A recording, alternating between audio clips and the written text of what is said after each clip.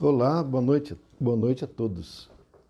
Como é que estão de som? Eu sempre estou perguntando porque todo dia surge um problema. E de sábado ainda tem a agravante da gente acabar de sair do curso de educação mediúnica e às vezes dá alguma coisinha aí, de umas outras vezes atrás, acabou que ficamos sem som. Mas agora tá ok, né, pessoal? Tá? Tá. Então estou considerando que sim. Demora um pouquinho, né, para chegar aqui a resposta, mas eu estou entendendo que sim. Bom, se não tivesse, estava todo mundo reclamando já, né? É isso aí, pessoal. Ezequiel Mota falando pela página do Facebook da nossa Casa Espírita Maria de Nazaré. Por primeiro, já gostaria de agradecer, né, a todos que puderam colaborar e ajudar lá na campanha da Fraternidade Alta de Souza. Legal, ok. E que hoje teve a arrecadação de alimentos na Casa Espírita, né, lá na rua João Peckni, 537. E então a gente já desde logo fica grato, né? Gratíssimo pela ajuda de todos, pelas doações de mantimentos, produtos de limpeza, roupa, calçados, cobertores, o que foi doado, a gente sempre agradece. E também informando que quem não pôde hoje por algum motivo e quiser ir amanhã, pode também, tá? Só que amanhã é das 9, a partir das 9 horas até umas 11 é possível, porque a gente vai ter a palestra amanhã das 9 às 10, não é? E depois da palestra, entre 10, 11, 11 e pouquinho, alguns companheiros vão ficar lá para separar, né, as doações, não é? Preparar as cestas, tudo, porque daí na segunda-feira, né, vão ser feitas as entregas dessas cestas às pessoas que são cadastradas, tá? Então, a gente fica grato aí já desde logo. E também queria falar o seguinte, que nossas atividades presenciais são de sexta-feira e de domingo, não é? Aberto ao público. Então, a gente tem sexta-feira palestra evangélica, das 19 às 19h45. Domingo, das 9 às 10, como eu acabei de falar, palestra espírita. Segunda-feira nós temos assistência espiritual desobsessão, mas é privativa aos médiuns. Entretanto, as pessoas que tiverem alguma necessidade, né, um tratamento espiritual, é só deixar o nome lá na Casa Espírita ou então no grupo de WhatsApp, né, que a gente deixa o nome lá para tratamento espiritual, né, para orações, né. E nós temos, além desses dias que nós realizamos o trabalho espiritual presencial, nós temos também 2 cursos que estão em andamento, que são online, né? O de apometria, que é de sexta-feira, né? Das 20 às 22, e o que tivemos agora há pouco, que é o de educação mediúnica, de mediunidade, né? Que é das 16 até umas 17h30, às vezes passa um pouquinho, mas é assim. Então é online também, por enquanto. Depois, quando for possível, vai ter a fase presencial, que é a parte prática, né? Ainda não tem data definida, que são cursos que não dá para entrar novos alunos, porque já estão em andamento, estão adiantados, mas nós vamos ter em agosto um curso, não é? Um curso que vai começar dia 3 de agosto, vai até 30 de novembro. Então são 4 meses de curso, são 15 aulas, descontando já os feriados que vão ter nesse interregno. É o curso que é o Espiritismo, né? Então é o curso básico, vamos dizer assim, o Espiritismo, que é o Espiritismo, não é? E quem quiser fazer o curso, pode se inscrever, né? Também deixa o nome lá na Casa Espírita, não é? Avisa aqui mesmo. Tocou o telefone aqui, espera um pouquinho. Deixa eu ver aqui. Gente, só um segundinho. Você atende para mim aqui, Lê?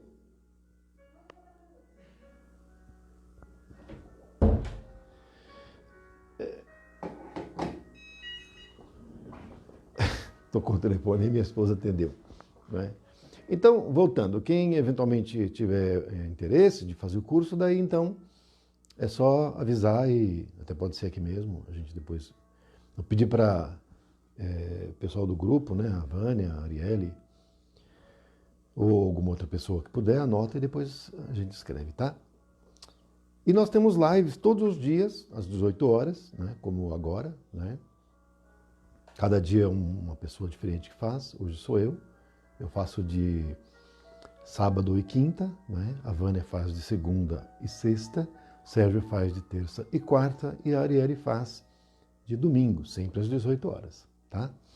Então, esses são os recadinhos que a gente tinha para dar por agora, tá? Vamos fazer uma prece agora e a gente vai começar a palestra, que vai ser com o tema Enterrado Vivo. Esse tema diz respeito a uma psicofonia de Chico Xavier, não é?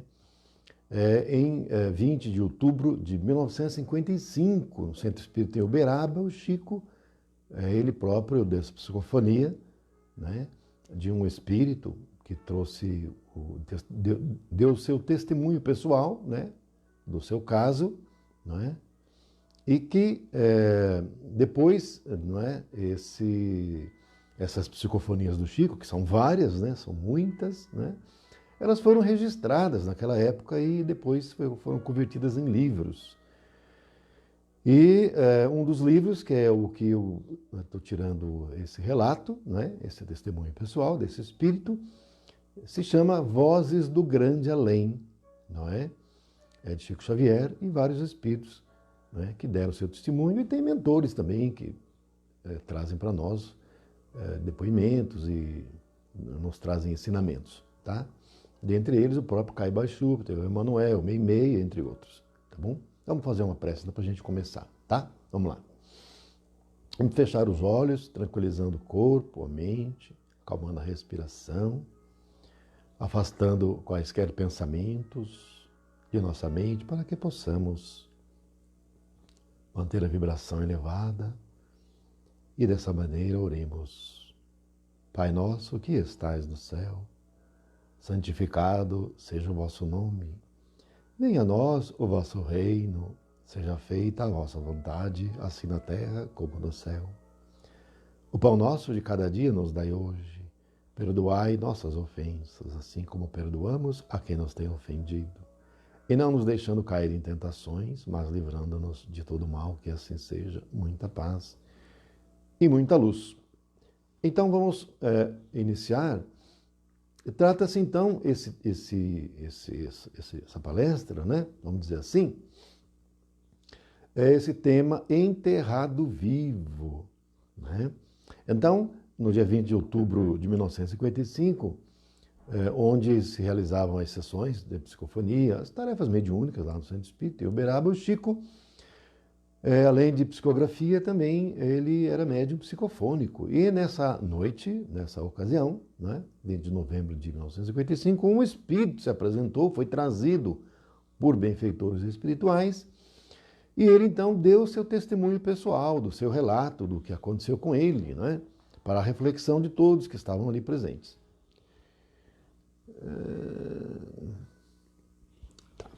Muito bem. Gente, eu estou com o meu óculos velho aqui, já meio embaçado, só para ver aqui. É que eu estou fazendo a live aqui no celular, tá? Então não é no computador, que o computador é de outra maneira. Então, nessa ocasião, esse espírito, que apresentou-se com o nome de M. Silva, né? M. Silva, trazido por benfeitores espirituais, ele trouxe o relato, né, da sua última jornada terrena. E ele relata que, quando retornou à sua consciência, ele se viu, não é, em uma esquife, não é, em um caixão, né, debaixo da terra, não é? Então ele se percebia enterrado e se percebia vivo. Então, na mente dele, ele estava enterrado vivo. E ele não conseguia respirar. Era difícil a respiração, muito difícil. Ele sentia também um sufocamento, um estrangulamento muito potente. E isso o fazia, em alguns momentos, desfalecer.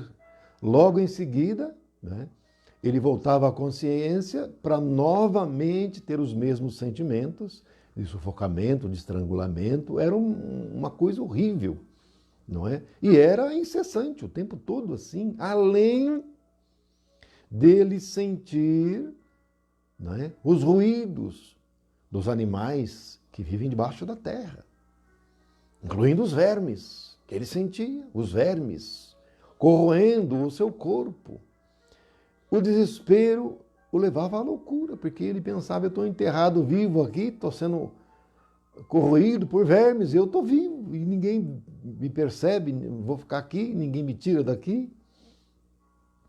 E o tempo, as horas, pareciam séculos, porque não, a hora quando a gente, quando é uma coisa ruim principalmente, né? Que quando é uma coisa boa demora, né, gente? Mas quando é um negócio ruim, parece que a hora não passa, não é? E aquilo parecia uma eternidade, né? Parecia que aquilo nunca acabava. E ele, além disso tudo, né? Além de sentir o sufocamento, sentir vermes, sentir barulho, ouvir barulhos, ele ainda ouvia vozes. Vozes que diziam, agressivas, violentas, ensandecidas, com um sentimento de ódio, porque a vibração do ódio ela é muito forte. E batia nele com toda a força, dizendo, maldito, demônio, morrerá para sempre, morrerá de novo. O inferno é pequeno e insuficiente para o ódio que eu tenho contra você. E xingava palavrões. E ele não entendia, não sabia de onde vinha, não lembrava de nada, só tinha consciência dessas coisas que estavam acontecendo. Vocês vejam a situação. Ele ali, consciente, né, sentindo que estava enterrado, e ele ali, né, para ele estava vivo, enterrado, naquela situação. Uma coisa horripilante, horrível.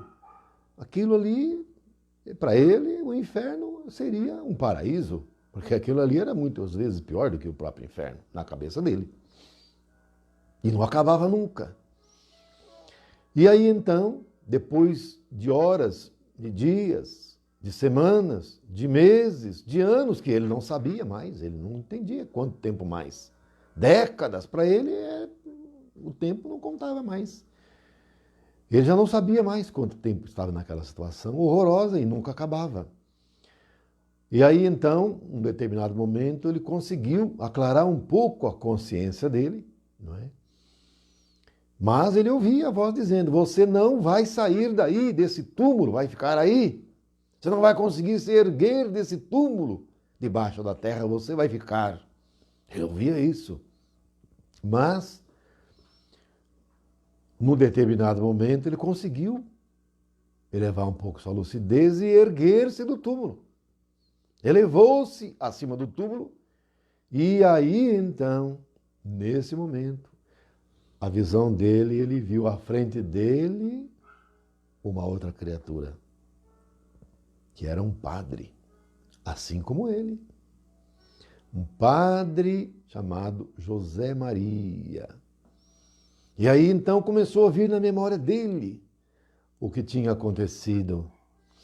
Ele, então, lembrou-se que na última encarnação era também um sacerdote, assim como esse padre que estava na frente dele.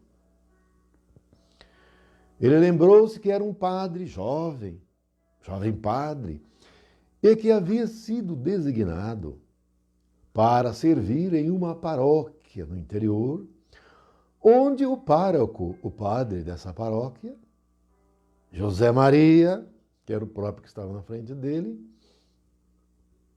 estava por estar muito doente, acamado, não tinha condições de fazer as missas. Então ele, como sendo um padre novo, foi lá naquela paróquia para substituir o padre idoso já, não é? Adoentado. E lá foi recebido pelo padre José Maria em sua própria casa. O padre o recebeu e ele então passou a morar em um dos quartos. A casa era pequena, mas tinha uma acomodação para esse jovem padre M. Silva ali pernoitar, não é? E ele então assumir a direção da paróquia, da cidadezinha lá, desse padre idoso e adoentado.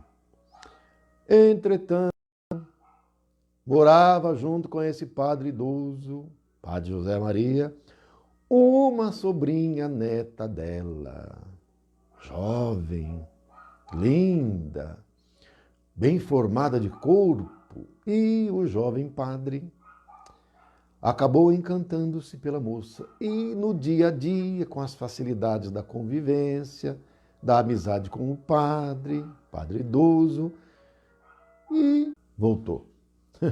Vocês viram que deu uma parada aí, né? Conexão aqui em Mogi tem dias, gente, que é um negócio, viu?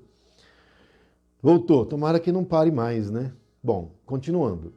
Então, naquele dia a dia de conversa com a moça, jovem Paulina, acabou enamorando-se por ela e os dois passaram a manter relações amorosas lá na casa do padre. Ao longo de meses, a felicidade do jovem casal, né, prosseguia, mas o padre, como se sabe, ele é proibido de relações amorosas, celibato, né, não pode, mas ele não resistiu. A moça também não, e eles ali dentro da casa. Entretanto, o padre idoso, embora doente, ele descobriu e percebeu e viu aquela situação. Aí o que ele fez? Ele chamou o jovem padre, o M. Silva, chamou a atenção dele, falou palavras duras para ele. Diz assim: eu te acolhi aqui em minha casa, você vai servir na minha igreja, na minha paróquia, e você tem essa atitude desleal. Saiba você que o lar é um templo sacrossanto que você está violando, você está conspurcando. Falou bravo com ele. Ainda disse para ele que ele não podia mais ficar ali na casa, mas falou duro com o jovem padre. E ele, então, ferido na sua masculinidade, né, nos seus sentimentos de homem, enervou e partiu para cima do idoso, do padre idoso, dando-lhe uma bofetada. O padre idoso caiu, bateu a cabeça, morreu com a queda. Ele desesperou, ele não queria matar o padre. Foi no momento ali, né, de destempero. E aí o padre caiu e morreu. Ele mandou chamar o médico. O médico foi lá e falou: isso aí, naquela época, gente, 1955, naquela época a gente não tinha recursos como tem hoje, né? Então o padre novo pegou o padre que tinha caído, que estava até morto, pôs na cama e o médico chegou e falou: você foi ataque cardíaco, já está idoso. Está idoso, está deitado aí na cama, porque quando ele caiu, sofreu a queda, não chegou a ficar ferimento, sangue nem nada. Então o médico chegou, atestou ali, ataque cardíaco, morte.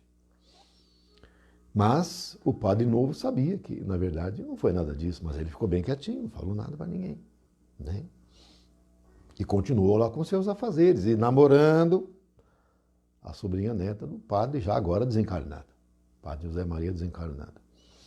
Inclusive, presidiu os funerais do padre idoso. Vejam vocês, hein? Presidiu, né? Com fervor, fez a missa de 7º dia. Entretanto, na missa de 7º dia, entrou correndo dentro da igreja, dentro da paróquia, a sobrinha neta do padre José Maria, recém-desencarnado. A jovem Paulina entrou enlouquecida, dizendo que estava vendo o seu tio-avô. E enlouqueceu, ensandeceu e foi internada em hospício, onde acabou desencarnando também no hospício. Enlouquecida, ensandecida, olha só. A tragédia completa, gente. A tragédia completa, não é? E a partir, então, desse dia, né, com tudo que aconteceu, o sentimento de culpa passou a constranger o jovem padre, que ele não tinha mais paz. Os dias foram passando, mas a tristeza tomou conta por completo do coração desse jovem padre até o fim dos seus dias. E aí então, desencarnado, ele se viu naquela situação de enterrado vivo. Ele com o sentimento de enterrado vivo. Na realidade, ele não foi enterrado vivo, mas era o sentimento que ele tinha. E ele não entendia nada de mundo espiritual, não entendia nada. Né? Então, para ele estava consciente, embaixo da terra, dentro do caixão, está enterrado vivo. Né? Aí, então, nesse momento, ele voltou a si e novamente viu o padre em frente a ele. E ele sentiu o arrependimento. Ele viu o padre José Maria na frente dele, né? Que ele tinha conseguido sair lá embaixo da terra, embaixo do caixão. Né? E aí então ele pediu perdão ao padre José Maria. O padre José Maria, ensandecido com ódio, disse que jamais o perdoaria, que o ódio dele era do tamanho do inferno. E foi para cima dele e os dois começaram a lutar. Entretanto, os dedos das mãos do padre José Maria converteram-se em garras, que passaram a enforcá-lo. Esse era o sentimento que ele tinha de sufocamento. Por isso que ele sentiu o sufocamento. Era esse padre que estava sufocando ele lá, por causa do ódio, sentimento de vingança. Esse padre José Maria, depois que morreu, virou obsessor do padre M. Silva. Virou obsessor. Implacável. E então entraram em luta e o padre M. Silva, o jovem padre, vencido, não é? Embora tendo pedido perdão, mas não foi aceito pelo padre José Maria, que odiava ele, né, por tê-lo matado. Mas nesse momento, esse padre jovem, o M. Silva, caiu de joelhos, lágrimas corriam pela sua face de arrependimento, e ele então pediu socorro aos espíritos superiores. Pediu socorro a Jesus, pediu socorro a Deus. Fez uma prece sentida, clamando o socorro. Nesse momento, esse padre M. Silva foi resgatado por benfeitores espirituais. Mudou de vibração, o padre José Maria não ouvia mais, porque a vibração dele mudou, ele foi resgatado e foi levado para o hospital do plano espiritual, né? Um hospital de um posto avançado. Não foi para uma cidade espiritual, não. Foi para um hospital de um posto avançado, que seria um umbral médio. Né? Então, chegando lá, ele ficou um período numa câmara de retificação, né? Porque a mente dele estava totalmente desvairada. Ficou um tempo na câmara de retificação e nesse ambiente da câmara de retificação, num posto de socorro, os pensamentos do padre José Maria não conseguiam penetrar, porque cria um campo de energia, né, que ele está na câmara de retificação, e é adormecido justamente para não receber os golpes mentais, né, dos obsessores. Aí ele fica protegido, fica adormecido e sendo tratado. Até que ele conseguiu, depois de um certo tempo, agora chegou de novo. Novamente caiu aqui a internet, hein? Mas vamos lá, vamos ver se eu consigo terminar antes de cair pela terceira vez aqui. A internet, os vizinhos aqui estão todos reclamando, inclusive o vizinho aqui mudou de operadora, tinha o pessoal da Vivo aí, né? Eu estou com a Claro, mas não está muito claro não, né? Ao contrário, né, pessoal? Bom, vamos lá. Travou sim, travou, mas voltou, tá? Aí então, ele foi tratado e tudo. E aí, após ser tratado, tudo direitinho, ele foi levado, né, pelos benfeitores a essa reunião espiritual lá onde o Chico estava, em 20 de outubro de 1955, ele deu esse testemunho. Não é? Mas ele mesmo relata que, ainda durante a própria reunião mediúnica, né, pela qual ele se manifestou pelo Chico, ele diz que a despeito e apesar de ter uma proteção energética ali ao redor do centro, essa proteção que tinha, na realidade, é para impedir invasão de outros espíritos, tudo, então ele não consegue entrar. Entretanto, o pensamento não tem como impedir. Então esse espírito fala que mesmo ali, né, dando o seu testemunho, né, pela psicofonia do Chico, ele ouvia esse espírito, que agora tinha virado o obsessor dele, né, o padre José Maria, ele ouvia o padre gritando: maldito, assassino, você não terá paz para sempre, vou persegui-lo. assim. Então ele falava que ele ouvia, porque não tem como impedir de ouvir, né? Porque é pelo pensamento. Porque a sua vibração abre campo e entra e você ouve. Tá? Aí então, finalizando, esse padre M. Silva, ele diz assim que nós devemos, durante a nossa encarnação, seguir o Evangelho de Jesus, do Cristo, né? E valorizar as lutas pelas quais estamos passando, né? As provas e as aflições também. Valorizar as provas e as aflições, não é? E abster-nos da prática do mal. A prática do mal é o que ele fez, né? Acabou, mesmo sem querer matar o padre, matou. Aquele momento de ira, de raiva, de perda de controle emocional, ele deu um tapa, o padre estava idoso, doente, caiu, bateu lá e desencarnou. Não é? Então, se a gente não tem controle das nossas emoções, a gente pode ter uma atitude cujas consequências nós não temos noção. No caso desse relato, desse padre, esse jovem padre, olha as consequências dos atos impensados dele. Ele não era uma pessoa má. Era um padre que estava tentando fazer o melhor, no entanto, foi lá, começou a namorar com a moça, dentro da casa do padre. E ali, porque ele foi descoberto, recebeu uma bronca, acabou se descontrolando emocionalmente, deu um tapa no padre, o padre desencarnou. Ele não queria matar, mas acabou acontecendo. E olha as consequências que geraram.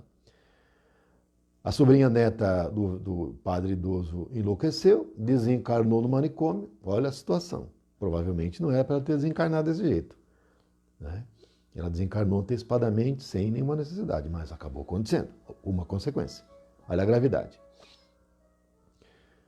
E o desencarne do padre, que ele acabou desencarnando, foi um homicídio, né? Talvez não tenha sido voluntário, não queria fazer, mas acabou acontecendo isso, né? E aconteceu, né? Então, esse padre, ele fala para a gente ter muito cuidado, né, com essas coisas, porque as consequências, às vezes, a gente não pode prever o que é que pode acontecer, né? Muitas vezes a gente acaba, nossas atitudes acabam levando a resultados imprevisíveis, não é? Então, vocês vejam que o espírito, ele pode ficar com a sensação de estar enterrado vivo, né? Porque ele se julga sendo o corpo. Ele não compreende que ele é um espírito. Ele acha que... Porque muitos de nós, gente, né, acabamos não entendendo que nós somos espíritos e o nosso corpo físico é um instrumento de manifestação, não é? É só isso, né?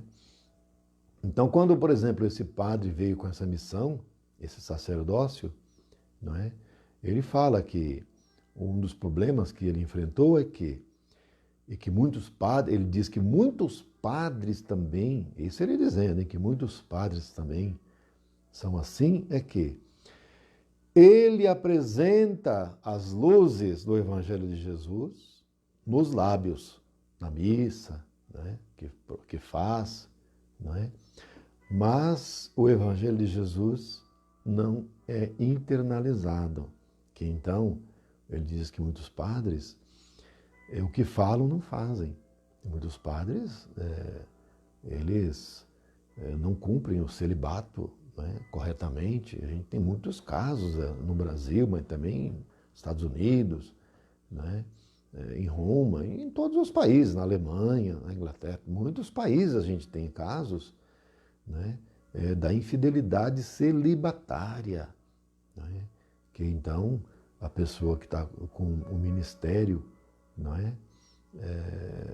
Do cumprimento da missão de ser padre acaba não internalizando, né, o Evangelho do Cristo, e isso sendo superficial. Ele fala também que isso leva a um sentimento de culpa muito grande depois. Porque no corpo físico a gente tem como um biombo, né, uma proteção. O nosso corpo físico, pela densidade dele, a gente não tem o sentimento na inteireza, mas quando a gente está desencarnado e a gente está vivendo no corpo espiritual, no perispírito, O perispírito não tem esse anteparo. O perispírito é um corpo das emoções.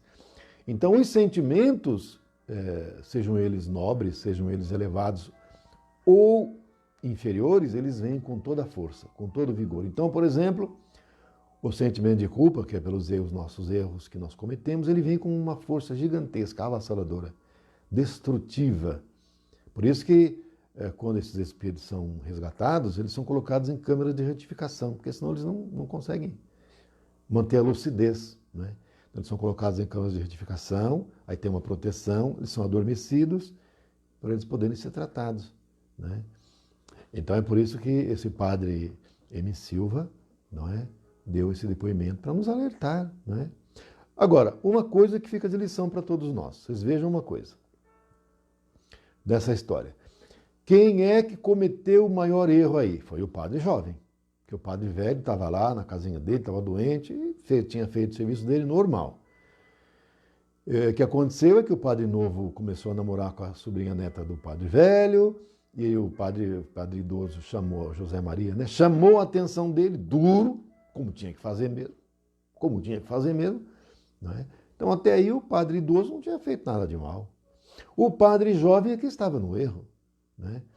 Descumprindo a lei do celibato, namorando com a sobrinha neta do padre José Maria, e ainda praticando homicídio, embora involuntário, contra o padre José Maria. Então quem é que foi o errado? O padre jovem.